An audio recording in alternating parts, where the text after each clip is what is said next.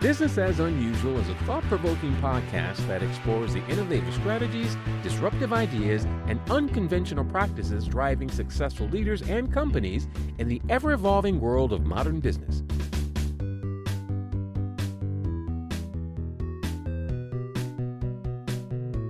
Subscribe, comment, and share for weekly inspiration with our host, Aicila. Hello, welcome to Business as Unusual. Today I am here with Mickie Kennedy. Welcome to the show. Well, thanks for having me. I'm actually really looking forward to chatting with you. For those of you that don't see any clips online, I'm just going to have to tell you, Mickey's wearing pretty much the coolest glasses you've ever seen. It's got to leave at that. And in addition to your glasses, perhaps we should talk about your business. But if you want to say anything about where you got them, you are welcome to do. Right. So I got these glasses 3 years ago for Pride. And I guess I was doing a lot of podcasts that month. And I had also done some updated headshots. And then I started coming to people's podcasts after that. And they're like, hey, where's the cool glasses? So it's like, oh, I gotta put this back on. People really liked them. They became my look. So I've pretty much been wearing them ever since. I got them from, I think, Zenny Optical online. And Nice. They're basically, they're fun and they've become my brand, I Nice. guess. That's fantastic. Well, and so eReleases is the company that we're going to talk about today. Can you, just for the folks that haven't read your website like I have, give them a little summary about what you're up Right. to? So eReleases is a press release distribution platform. We're largely known because when you use us, we send the release out nationally through PR Newswire. We originally started a little over 25 years ago as email distribution, and I contacted journalists myself and built a database at the time. And it was really effective for a while. But in the meantime, what came out were these media databases people could just subscribe to for like $10,000 to $20,000 a year.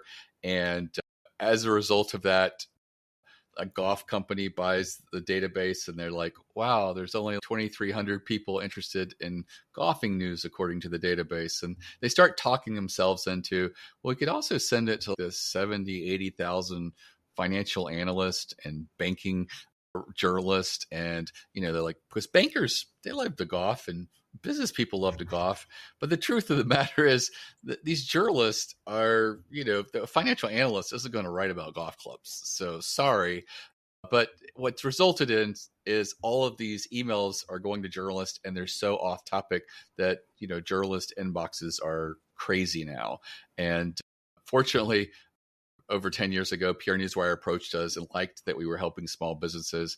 It wasn't an area that they were attracted to because their salespeople generally reach out to people who are spending, tens of thousands of dollars or more a year. And, their national distribution for a 600-word press release is like $1,600. And so when we initially started talking, they were thinking about offering me a discount rate on a city or state distribution. And I really pushed back until they agreed to give me a national distribution. One of the big things that I think sort of cemented the deal was while I was visiting them, they mentioned that their editorial team was there overnight, but they didn't do very much. They had to be there in case there was breaking news, a recall, an accident, or, if they had to coordinate to get news out to the Asian markets. And so many hours they just sat there idly. So I was like, hey, all of my releases were pretty much you pay it and we'd send it, as immediate as you wanted or schedule it in the future. And so we just said, hey, by default, we could schedule all of our releases for next business day. And as a result, your people could set them up overnight when they have all these extra hours that they're not doing anything, and therefore be no additional labor for you. And because of that, they agreed to give me a national distribution at a really attractive rate so that, most people who come to eReleases get a national distribution. And instead of paying $1,600, they may pay between $300 and $500. And so it's a huge savings. The caveat is you have to be a small business or a startup or an author or a speaker.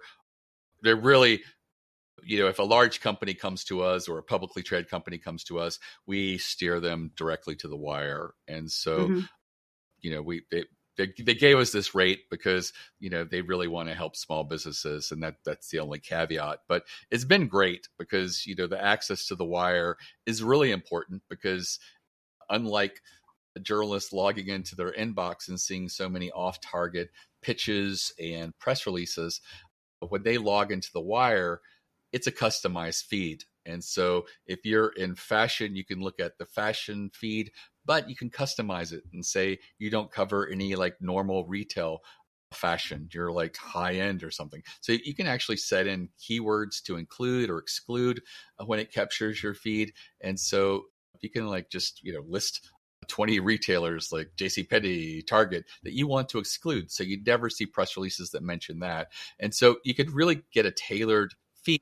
And it's the opposite problem of the email inbox. Instead of everything being off target, you can really make it very specific to the journalist. And that's why the news wires are so valuable for journalists. In the US, there's basically two news wires, a duopoly, Business Wire and PR Newswire. You don't need to go to both because journalists go to both. Otherwise, they're ignoring 50% of the market in their industry, and they wouldn't have their job very long if they only were one-sided in what they reported. And then outside of that, people are probably like, well, I've heard of other wires, and it is true. There's like Dow Jones, Associated Press, AP, Reuters, places like that, and they work on a different model. They do not distribute press releases. They may accept them, but everything that they run over their wire, they've written. And they license it to newspapers and other types of outlets that are interested in these articles. And so, for example, Baltimore Sun in my backyard, let's say a big announcement comes from the Supreme Court at 6 p.m. and their editor's left for the day. And rather than him have to go write an article that evening while at home, or come back into the office, they can just pull that article from the Associated Press. They know the quality of the writing, and it's just a licensing fee that they pay the Associated Press. And so that's a completely different model. Outside of that, there is a lot of confusion in the marketplace because there's a lot of press release companies out there with wire in their names. But my take is if it's not PR Newswire and it's not Business Wire, it's not a real newswire or press releases. They just don't have the market share. So that is one thing to watch and be mindful of.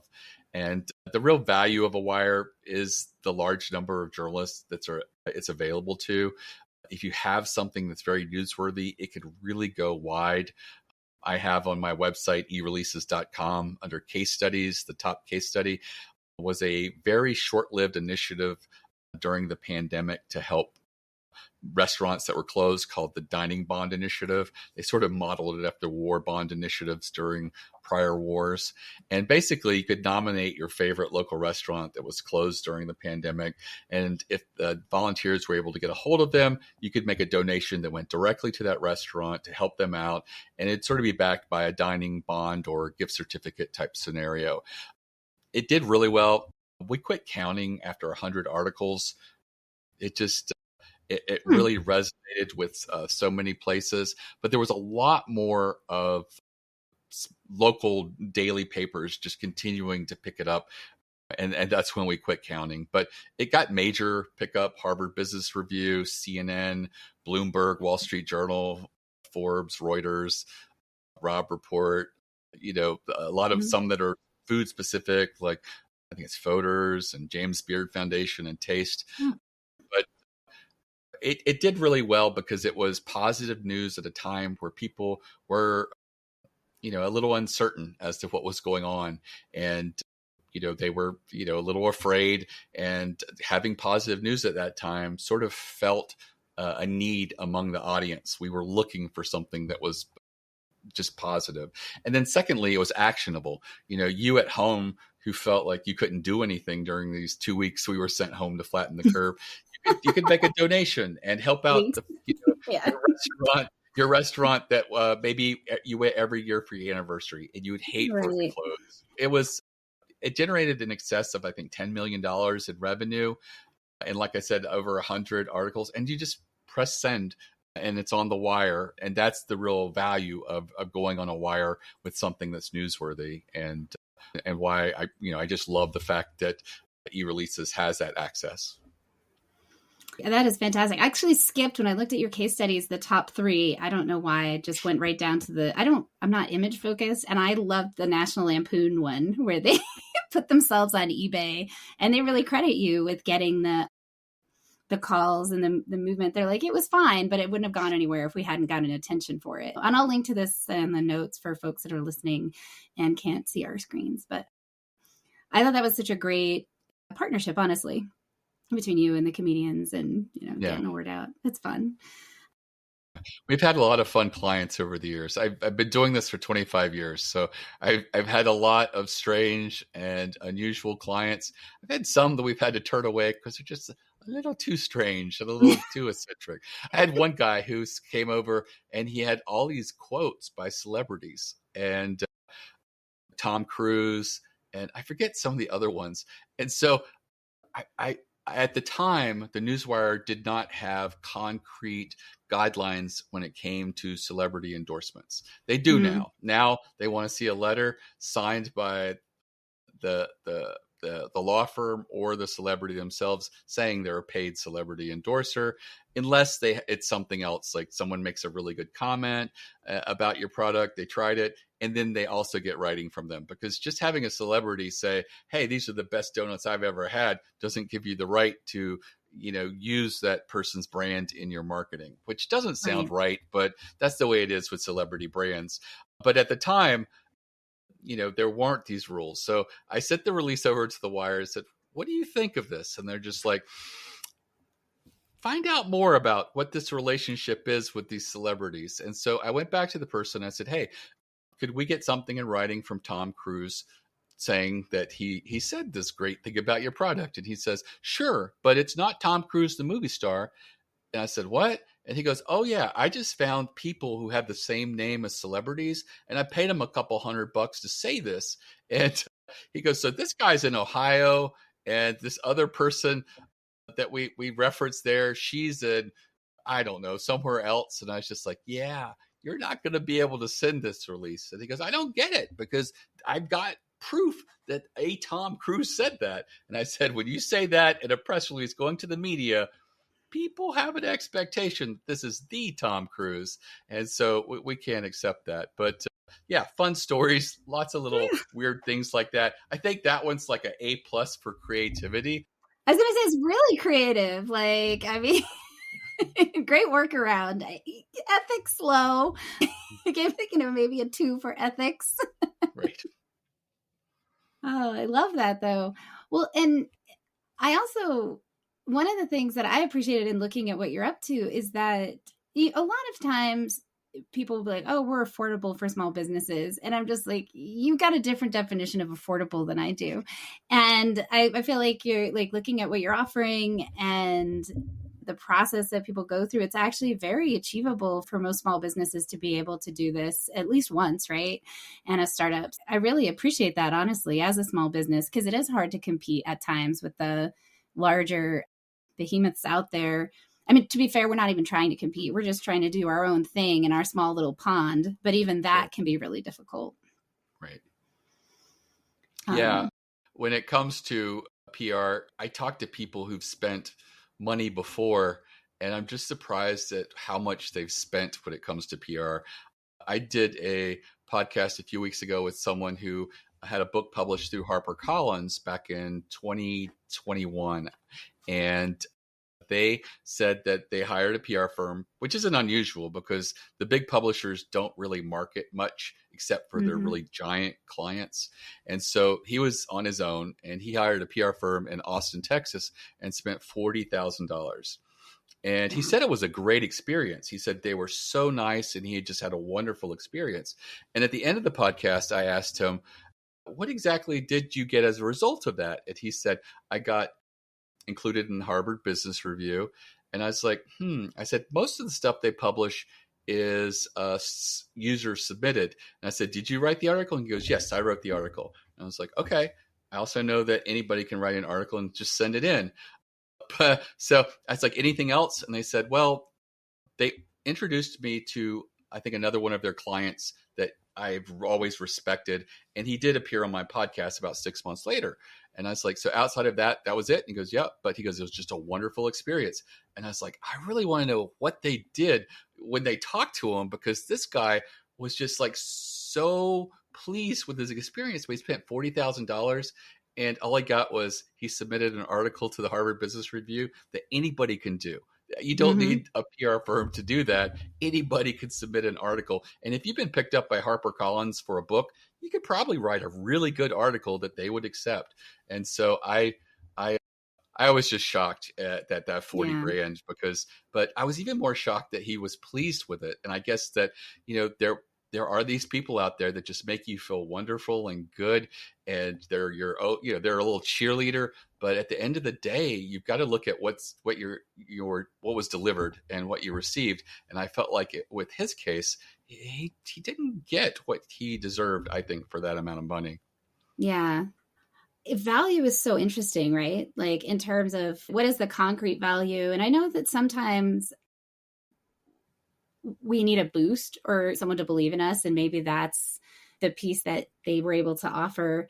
And at the same time, I would love to be a fly on the wall. And how do they talk to people? Because that's interesting. That is very interesting.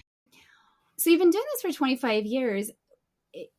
In addition to, so they have rules about celebrities and endorsements, are there any other things that you've seen change in the landscape?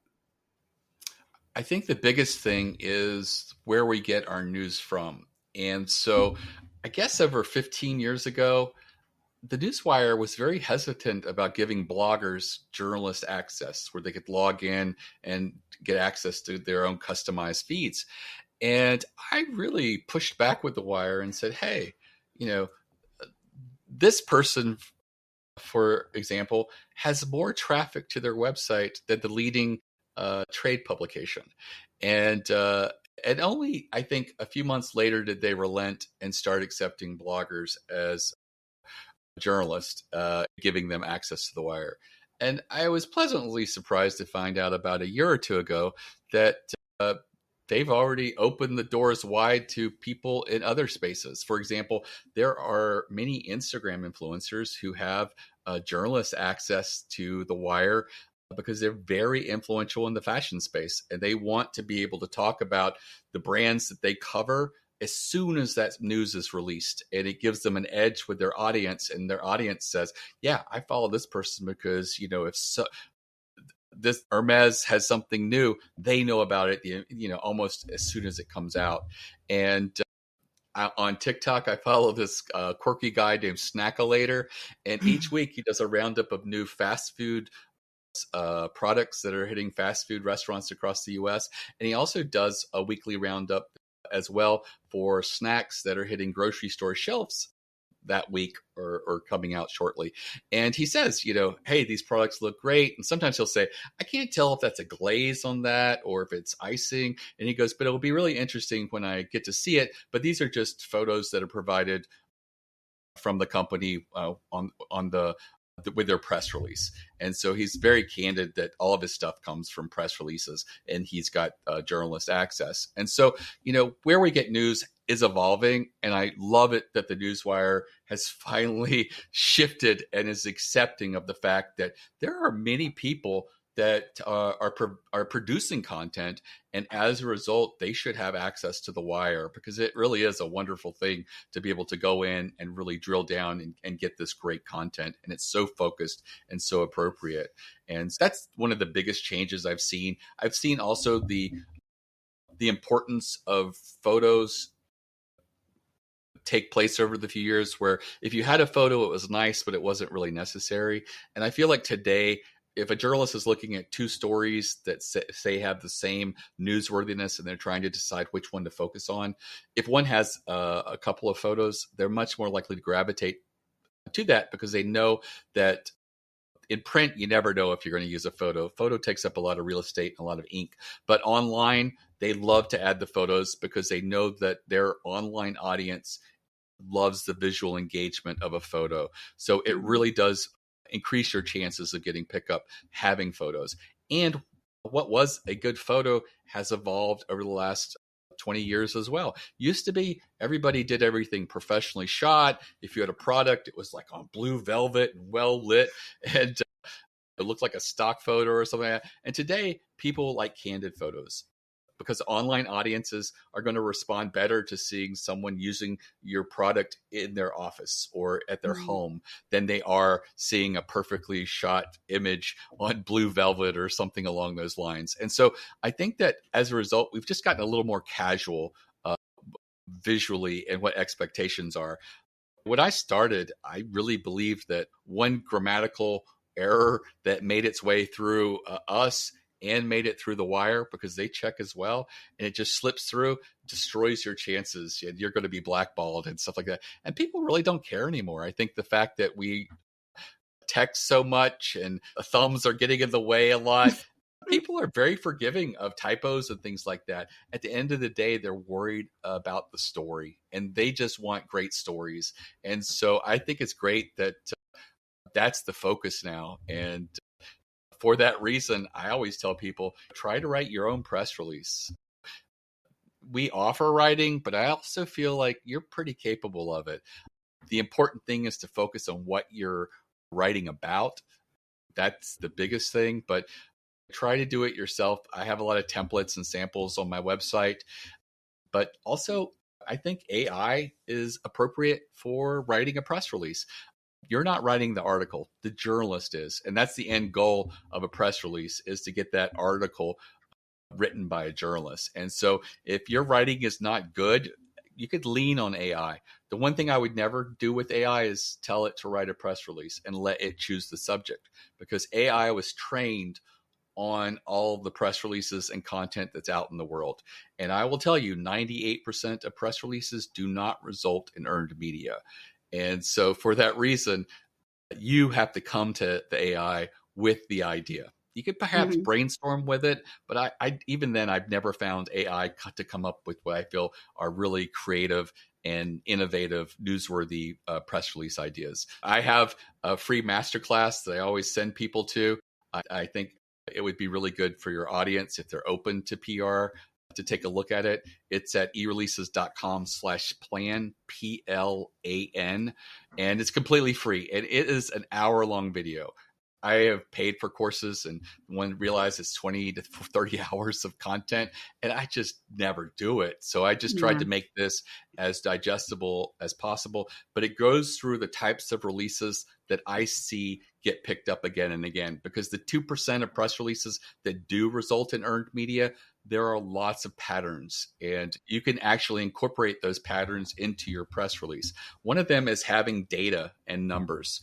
If you have a press release that's a product launch release, and I get a lot of those, and it's like, here's the product, here's a list of features, and then here's a page to learn more and buy. That is not a lot for a journalist to work with. If you were to then put some numbers in there, like saying, hey, we have a logistics software solution for the transportation industry, and this is important because 67% of new transportation companies fail within their first 5 years. And wow, that really shows the stakes of why a solution like this may be very important. In addition to that, you can then incorporate a use case study. People don't just release products in the world. They get feedback from people using it, trying it out. Take a favorable experience there and put it in the press release. Here was a company that was suffering a 7% loss every year because their logistics costs were out of control. They utilized our solution, and all of a sudden they achieved profitability of 12%. And then you have a quote by them. And what this does is it gives the journalist something that's very needed. It gives them a story. Journalists love a story arc. And even the smallest of articles often follow somewhat a story arc. And we've been doing stories since we've been sitting around fires. It is the most natural thing for us to do. And if you build a product launch that's just a list of features, there's not a story there for a journalist to build. And journalists have a duty to their audience to give them stuff that either educates them or entertains them. And incorporating a story can do both. All of a sudden, you have an article where you have a new product. Here's someone who used it. This was their real world experience. Here's a quote by them. And here are a few of its features. That is an article. I think a lot of people write these press releases because they see other people writing the press releases. And I think that there's this 98% of press releases that fail that just reinforce this is what we should be doing. And they're not looking at the 2% that are different, because those are the things that matter. Also, the one press release, and it's related to having data, is that always works, is to do a survey in your industry. And I can see people's eyes going, oh, it sounds like so much work, but you can make it very methodical. You just come up with 12 to 16 interesting questions to ask your industry right now.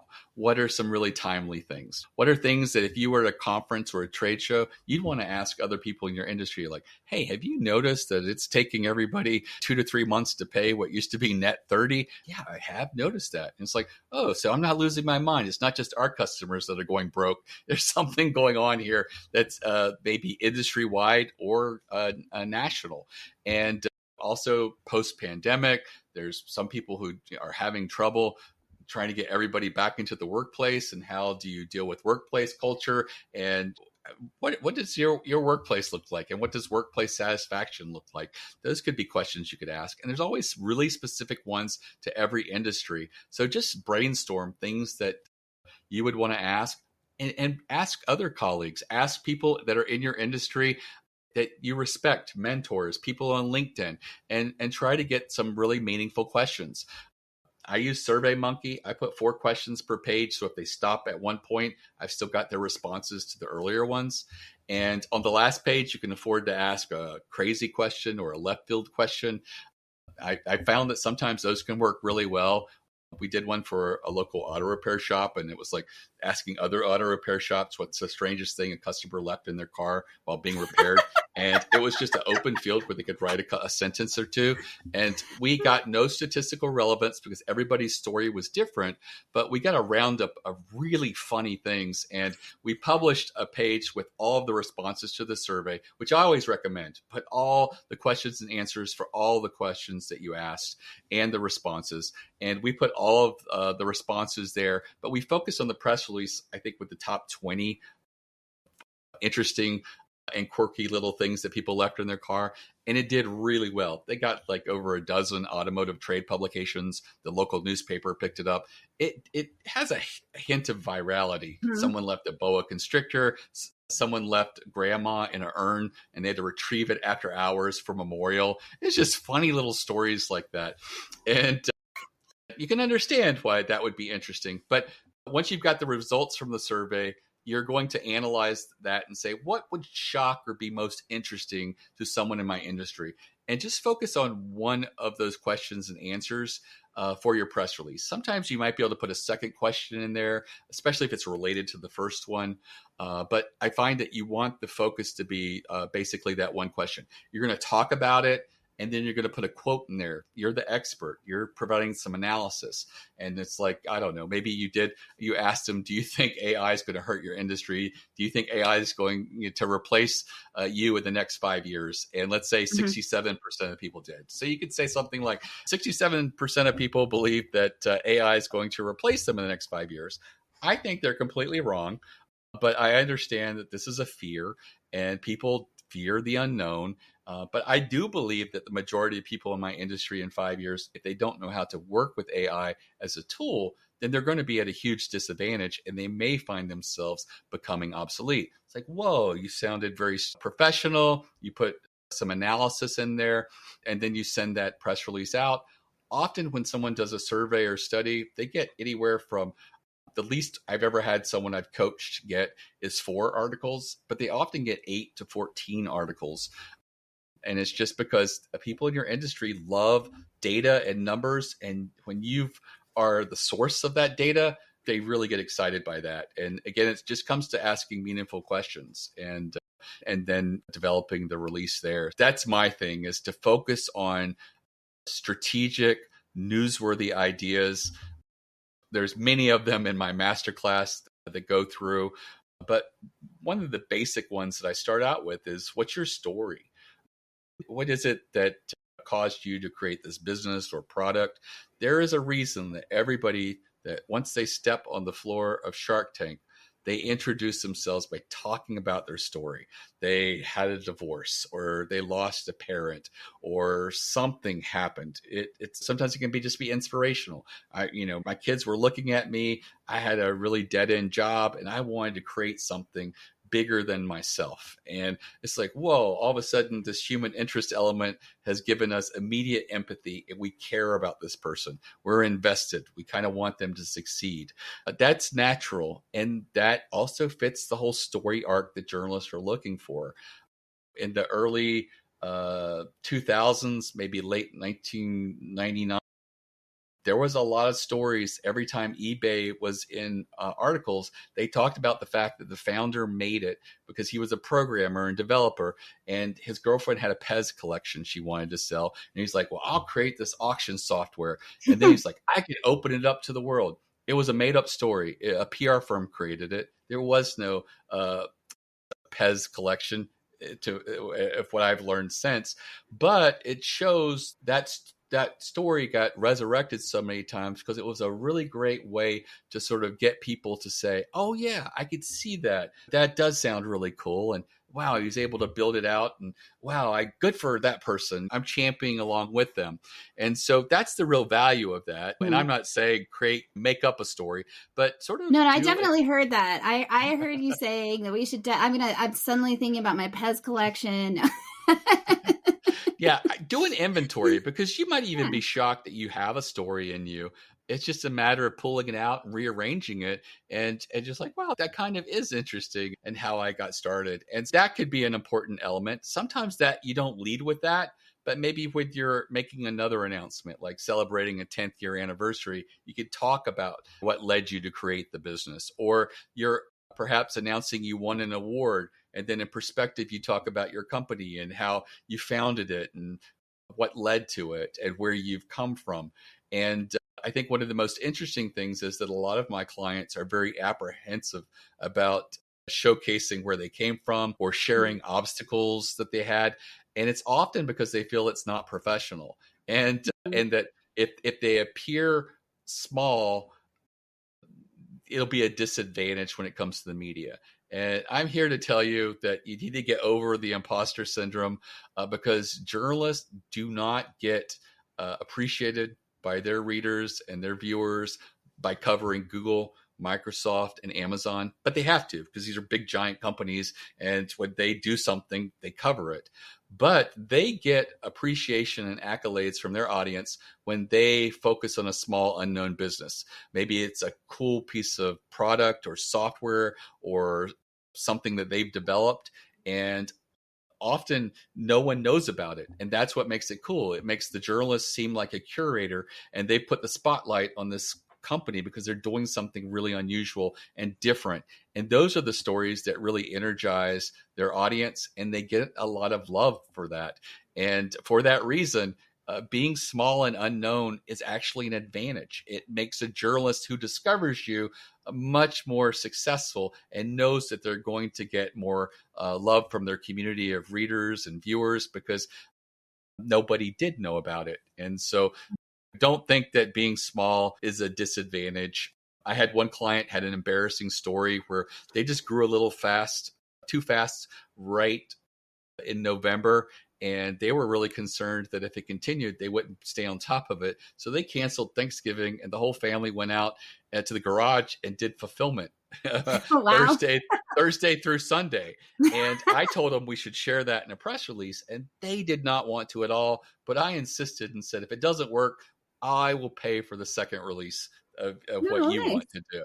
And so Inc. magazine used that story as the introduction to a 2-page article about them. And they were just shocked that Inc. magazine would have been interested in that. And I said, it is something that every entrepreneur can identify with. Not the exact scenario, but having an obstacle where you just have to pull up your sleeves and just deal with it And often it's with the help of your family because you're all in it together.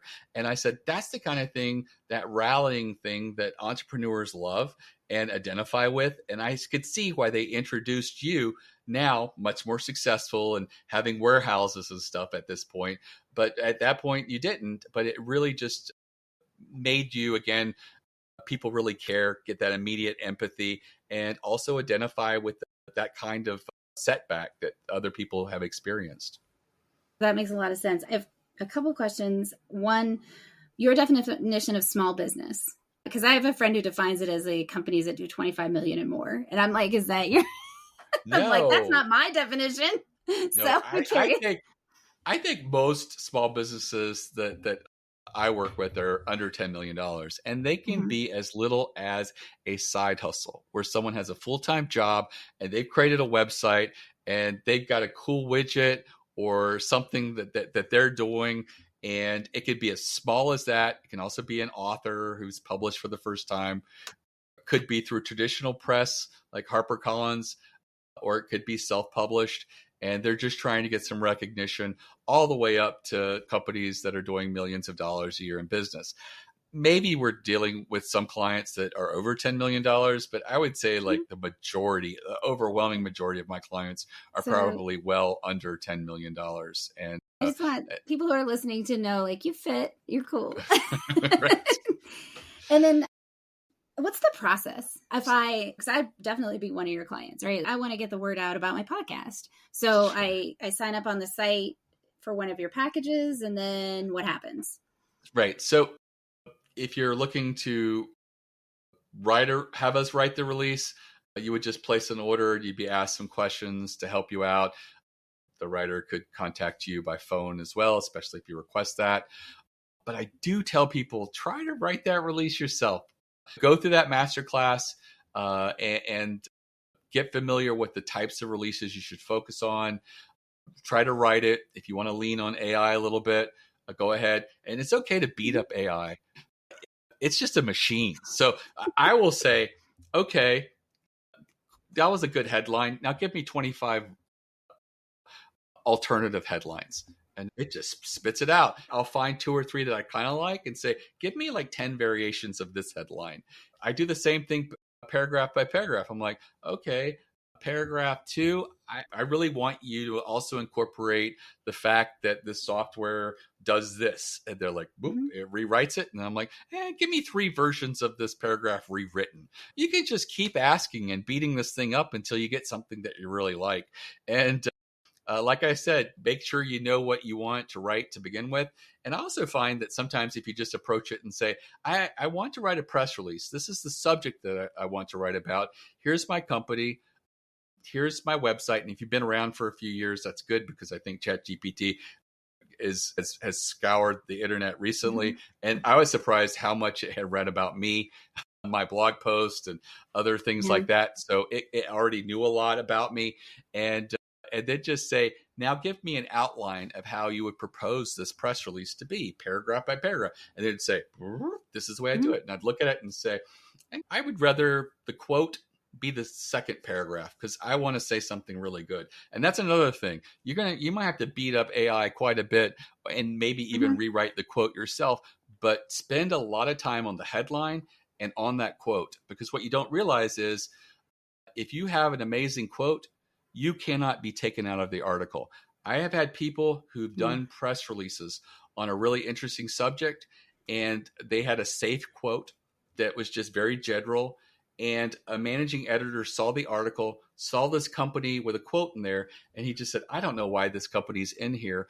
That quote's terrible. And he crosses it out, and the article gets published. A couple of days after your press release went out, you know that your press release inspired it, and you're nowhere in the article. And the journalist didn't do it on purpose. It was a weak quote, and that managing editor sliced through it. And so have a great quote. And what do I mean by a great quote? It could be like, you're a wordsmith. You're like me. I have a little poetry background. But most of the time, it's just saying something that's very condensed and powerful and just strong. If a journalist paraphrased what you wrote, it would be way longer and wordier, and it wouldn't be as concise and powerful. So just get it really tight and strong and say something with authority.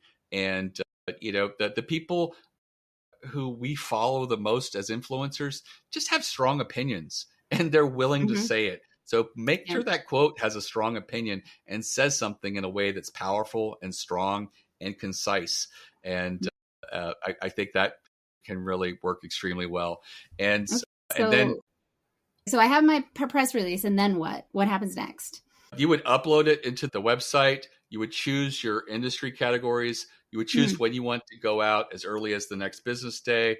We do have an immediate distribution, but I discourage that because it's harder for the newswire and it's easier to, if you send something for immediate distribution, it is not going to get a full editorial review at eReleases. It's not going to get a full editorial review at the newswire. It's going to get a rushed editorial review at both of those places because we're assuming you want this out as soon as possible. I would schedule it for either the next business day or going out a future business morning and scheduling it. And that's it. And then after it goes out, well, what's the editorial review? Do you guys go through like the punctuation piece? Is that what you're saying? Because you said something earlier about like coaching people. Do you provide like feedback? Coaching is not part of the process when you have a finished press release. Now, if you want some help, you can always email your press release to the office and ask, hey, could you take a look at this release? Allow 1 to 2 business days because some days we're slammed, but we will always review a press release that someone sent us, whether you're a customer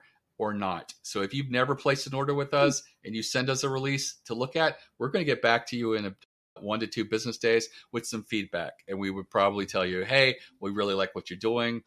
I really feel in the third paragraph, what you say there is probably the most important thing. So I would probably move that up to the first paragraph and you'll get some suggestions. And that's completely free as we have the time to work it in. But once you've uploaded a release, we assume you're happy with it. Now, that being said, there may be things that we have to circle back with you if there's things that are missing or we feel like something is just really bad. But we look for stuff like you're announcing that you're going to be speaking at an event on Wednesday, June 30th. And June 30th, it isn't a Wednesday, it's a Thursday. So we're going to check for stuff like that. We're going to check the commas, the obvious stuff. We're going to make it fit the format of the Associated Press that PR Newswire uses. We're going to take care of all those things. One of the biggest things people always ask is, I put the wrong date on the press release. The date will always reflect the date of distribution. So it doesn't matter if you put a future date in there or a date 10 years ago, you put 2014 instead of 24, it's always going to show the day that the press release was distributed. The last thing we need is publicly traded companies being able to backdate press releases or future date press releases so that investors don't really know when something came out. So it only will show the date of distribution. You don't have to worry about that. But we do look for obvious mistakes and obvious errors, but we're not fact checkers. We assume that the facts that you say when you say, hey, this has led to a 32% growth in our profit this year, we're not going to ask for your financials and proof that's what happened. We assume in a professional environment that what you're saying is factual. And we don't work with publicly traded companies. There's not that liability that even if you were wrong, that it would materially affect anything like a stock price or anything along those lines. That makes sense. Just to let you know, also, once the release goes out, you do get a report from PR Newswire that shows the release syndicated on a few websites. And by syndicated, it means the press release was replicated on a few websites.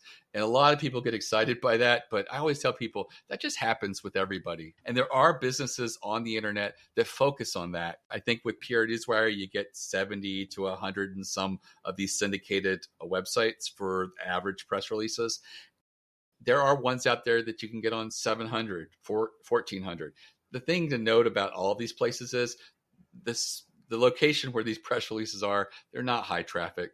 There's very few people that are going to see you. These are largely for publicly traded companies to meet disclosure requirements so that if someone does a search in Yahoo Finance, the press release shows up. If they do a search on MarketWatch, the press release shows up. And that's why a lot of these syndicated links are financial websites. But what we're looking for, the goal is to get that earned media. And If we noticed any earned media over the next few days or couple of weeks, we do try to let you know about it. One of the things that you can do yourself is to do Google News searches as well as Google Web searches. And you can go to advanced tools, at least you can now. Google's always changing things, so I hope this doesn't go away. But you can set the date from any date to begin through now. And I always tell people, put the date that the press release was distributed, because if an article or something appears before that, but it didn't result from the press release. Right. So you pick that date to now and look in Google News and Google Web. The Google Web is recommended because there are places that opt out of Google News. They feel like Google News is stealing their news, but they still show up. Many of them still show up in Google Web. By doing both, you can then look at what appears there with a search that's maybe your company name or a product name or something that might be, if anybody was going to write an article in that press release, that word has to be there. Often it's the company name or product name, but it could be something else. Like maybe you have a new CEO and he has a very idiosyncratic name. That would be perfect to do a search for that. So do a search for that. And do it within those date parameters. And Google Web and Google News, that probably picks up 90% of the stuff. There's always stuff that's industry related, that's paywalled, that, they probably don't get access to. So there is the prospect that there's more out there. So, check your Google Analytics. If you have a contact form on your website or a lead sign up or a sales sign up, it's always good to ask, where did you hear about us? And make sure you have an other where someone can write it in, because I've seen ones where it just says other and I choose that and I can't tell them, hey, you were featured today in the Huffington Post. And I'm pretty sure that they would have liked to have known that. I think those are easy ways. If you are more sales oriented over the phone, and a lot of people inquire over the phone, it's just a matter of like, hey, how did you hear about us today? And you're just like, oh, you won't believe it. I read this thing on a blog that's all about new Kickstarter campaigns. And someone said that your product was very cool and would be a great alternative to a Kickstarter campaign that someone had. And I wanted to check it out. And I was like, oh, that's good to know. But there's lots of little hacks like that I think that work. I think the most ineffective thing that a small business can do is to invest in monitoring services. There are places that will actually monitor news for you. They often start at $1,500 to $2,500 a month. And if they don't automatically subscribe to your industry trade publications, they will want a subscription for that. So it could run in some industries $15,000 to $30,000 in subscription fees, which are annually on top of the $1,500 to $2,500. And if you get picked up in a monthly publication and you issued a release today, it may not show up for 3 to 4 months. So you're going to spend many tens of thousands of dollars or many small thousands of dollars just to monitor something. It doesn't make sense for small businesses, especially for moving releases for a few $100s. Your money's better spent working on the second, the third release. When you go through that masterclass, I hope that you'll have 6 to 10 ideas that you could do that are strategic, and that you consider doing a PR campaign of 6 to 8 releases, and then look at all the results that you got as a result of that. Because again, not every release is going to be a home run, but if you focus on the types of releases that tend to be home runs, I have a feeling that you're going to have a much better average than the average customer who just looks at what their competitor did and they're like, well, maybe we should do a press release like that. And then they do something like that. And then nothing resulted for both of you. And then you just feel like, well, PR doesn't work. And it's like, hey, you're not trying the right types of press releases. And you're just looking at what everybody else is doing. You're doing the same thing that AI is doing, where it's looking at all the bad press releases and thinking this is what press releases should be about. Yeah. I had a gentleman on the show.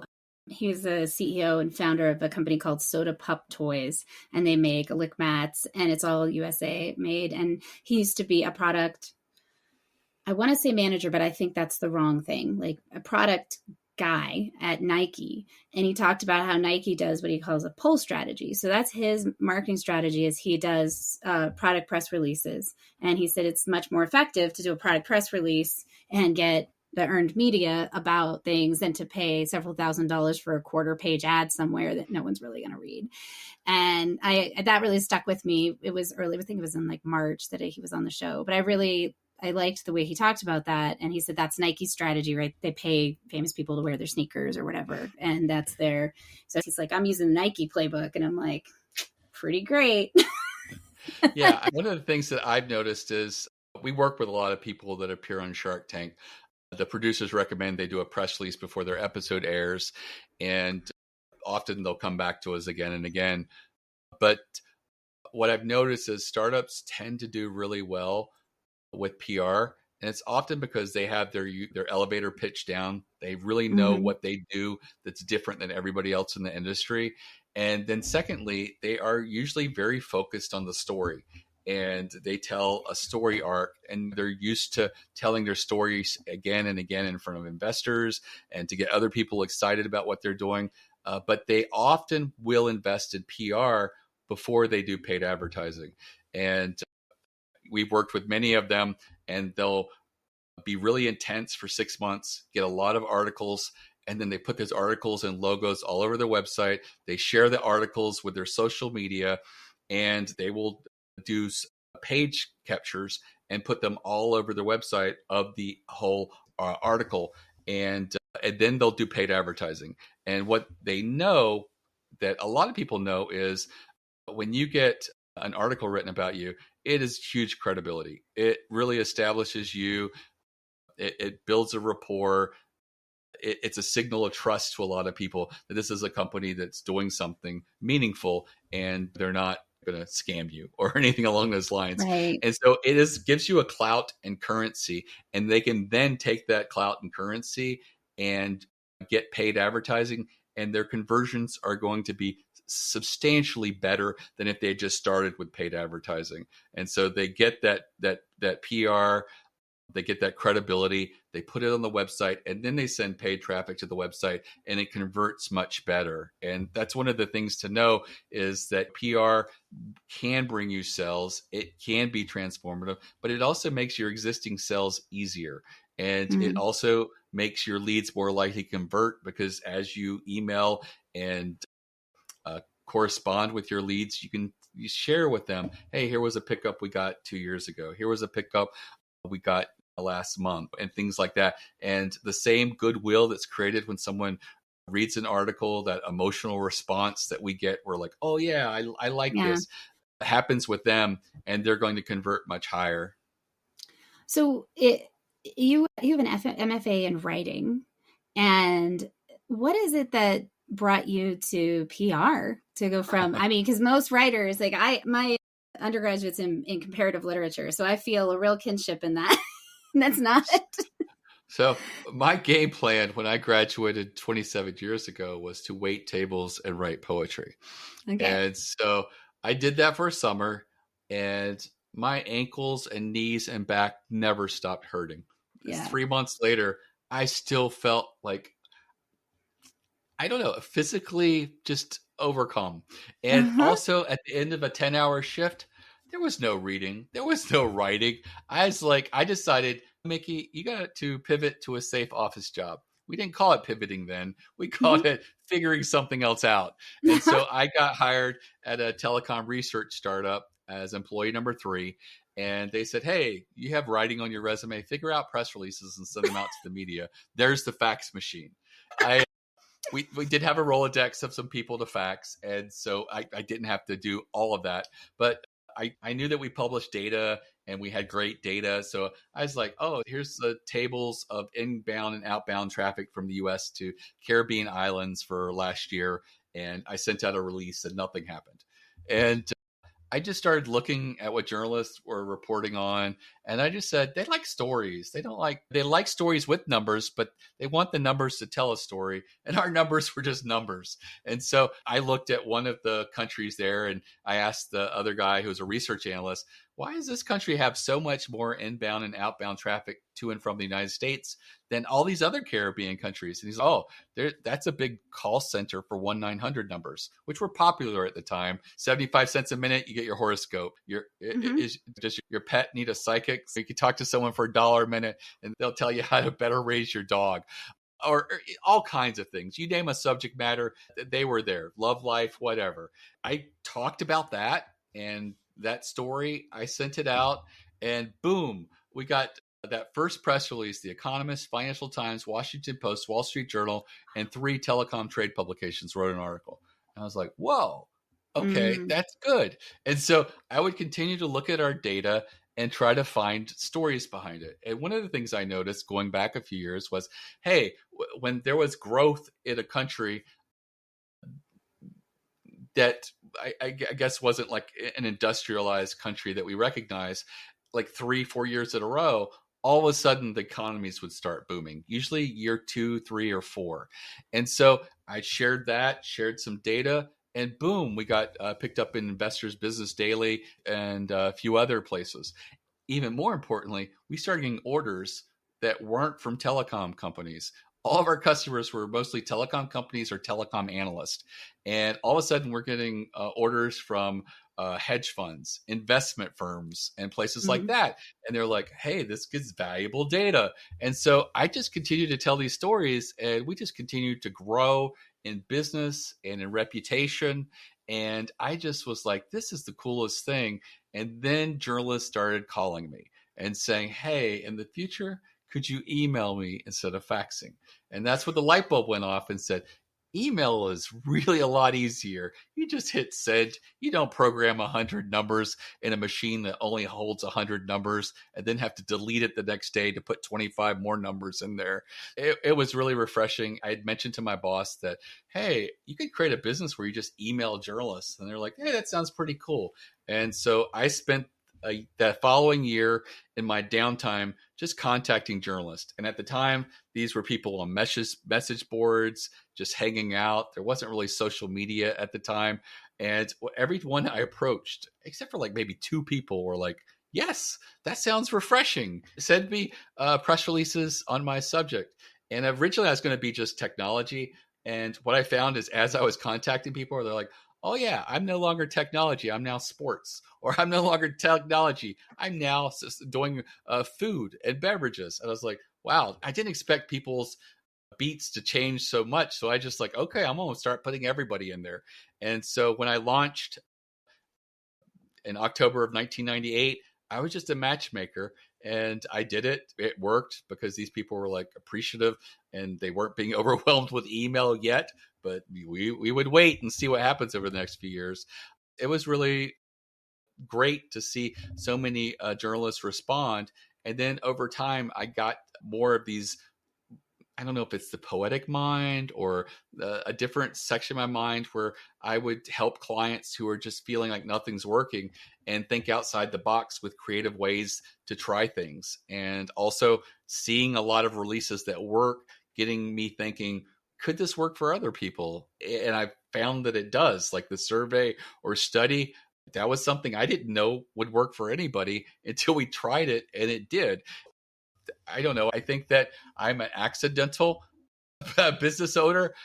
I did have to step up my business skills. I joined a marketing mastermind, and for a little over 10 years, I was part of that. And I felt like I got my MBA. I started to learn what statistical relevance was because I was just cutting ads on and off in Google and saying, that didn't work. That didn't work. Oh, 3 clicks and nobody bought. That ad doesn't work. And so I started to learn things and A/B split testing and all of that good stuff. I don't know. I feel like I was completely at peace with being a poet and being a server. But I tell you, a server's life is not easy. And I am a very generous tipper because I still remember standing on concrete and, you know, what a full shift like that is like. It's tough. It really is. Yeah, I did my time waiting tables. I feel you on that. Can you share advice that you've received that's influenced the way you approach your work? Yes. One is communicate with your customers. Try to establish an emotional relationship with your customers. For my business, I don't get to see my customers face to face. I've shared poems with my customers, not often, but once or twice. I have a heartwarming grandmother poem. I share it with them. There's a couple people that like get irritated, but a lot of people are like, they still talk about it. Like, oh, I remember years ago you shared that poem about your grandmother. It was just beautiful. It really, again, it's part of that human interest element. And I also try to be a personality in front of people. I did not want to be a personality in my business, but I realized that putting my picture, talking, adding videos increases my conversions. People will often reply to emails that and say, "How's Mickie?" or "Hey Mickie, could you look at this?" and stuff like that. So people like to do business with people. And so I've discovered that. And other advice I've gotten is to measure everything. There's so many different things in your business that you can measure, and try to measure it. One of the things that I used to do when we had new customers come on board is send them a shock and awe package, which is what I learned in my marketing mastermind, where she send this like really great gift of appreciation that's just like over the top. And so mine was wacky and fun and had $60 worth of love in it. There was like Old Bay chips, because we're from the Baltimore, Maryland area, and Old Bay on crabs is really popular. We sent them a little figurine with a raven that talked, and it said "Nevermore, nevermore." And it was Edgar Allan Poe, because he's part of the Baltimore lore. The Richmond, Virginia tries to claim him just because he died there. Richmond's a place where people go die. Richmond. Okay. And so I sent this to people, and there would be blog posts with people unboxing these, and they loved it. And then I had one person come to me and said, "Mickie, I kind of found it was unprofessional." And so rather than get offended, I was like, let's measure it. So we took all new customers from that point forward for 6 months. Half got that, and the other half got just a book, which I did include the book in that box. It's a book I wrote with a welcome letter. And we just sent them that. And then we measured the lifetime values of this population at a year. The people who received just the book was a huge improvement. I don't remember the exact number, but it was like 30-40% better. And then at 2 years, and we stopped at that point. Everybody got the book at the 1 year mark, because it was like, this is a 30 or 40% bump. But we still looked at that 6 month population of people, and 2 years out, the lifetime value of the people who just received the book was more than 2 times what the people that received the shark. So I was sending a $60 package that really some people loved, and they were mostly marketers. But the truth is, the average customer didn't love it because they were less likely to use us again and again. But the people who received a simple book and a letter, they felt better, and their lifetime value was higher. So I'm not a business person. So when someone tells me I might be doing something wrong, I'm like, can we measure it? Can we put it to a test? And that's one of the things that I did, and I feel has really been valuable in my business. That is really great advice. Thank you for that. And so for folks who are listening and they want to learn more, follow you, get in touch, obviously everybody should go take your masterclass on press releases right now. What's the best way for them to do that? Not take a class, just take us to follow you or get in touch. Right. So the website is eReleases.com. All my social media is on the lower right. That's my direct LinkedIn. That's a great way to connect with me personally. But again, always feel free to call, chat, or email the office. We have no salespeople. There's no commissions, no quotas. And all my editors are empowered to tell you if we don't feel we're a good fit, or if we don't feel like press releases would work for you. So we're not really trying to capture dollars from small businesses if we don't feel that PR can be meaningful for you. I hope that people will consider PR. It's one of those things that people don't focus on because they look at paid advertising and so many other things. But if you're willing to test and try out a few releases and do strategic, important ones, I do believe that you will have some really great experiences, and they can be really good foundations for future success, as well as improve your conversions and help you even keep your existing customers, because customer churn is a real thing. And as they are exposed to these articles, they're less likely to shop around in the future. Thank you. That was fantastic. I really appreciate your time today. Thank you for joining me. Oh, you're very welcome. All right. Bye, everybody. I'll see you next week.